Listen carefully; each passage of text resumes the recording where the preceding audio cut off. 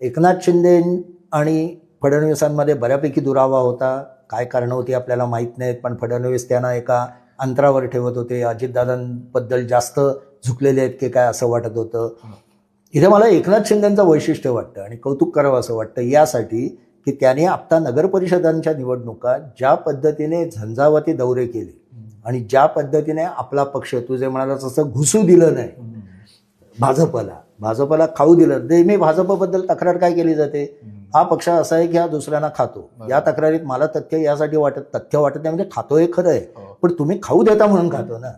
त्यांनी काय असं नसतं सांगितलेलं, तुम्ही तितकेच आक्रमक असाल, तुम्ही तितकंच जोरात काम करत असाल तर भाजपला खाता येत नाही. ममता बॅनर्जींनी दाखवून दिलंय, DMKने दाखवून दिलंय तामिळनाडूमध्ये. समोर तुम्ही लढत कशी देता याला महत्व असतं, ते एकनाथ शिंदेने दाखवलं. एकनाथ शिंदेने ज्या पद्धतीने 6-6, 7-7 सभा घेऊन पिंजून काढला त्यांचे जे काही बालेकिल्ले होते हे होते, आणि आपल्या लोकांना पुन्हा बरं त्यांच्या मंत्र्यांवर आरोप झाले, भ्रष्टाचाराचे आरोप झाले, त्या सगळ्याच्या पलीकडे ते गेले.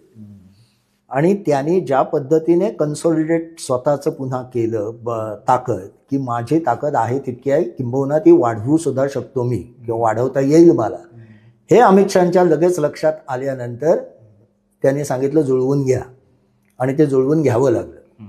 म्हणजे रवींद्र चव्हाण जे मग भेट घ्यायला गेले, त्यांना सुद्धा लगेच भेट मिळाली नव्हती असं मला कळलं, पण नंतर एकनाथ शिंदेने बरोबर वेळ घेऊन भेट दिली आणि आता ते एकत्र आहेत, कारण हिंदुत्वाच्या मुद्द्यावर मतांची फूट नको आहे.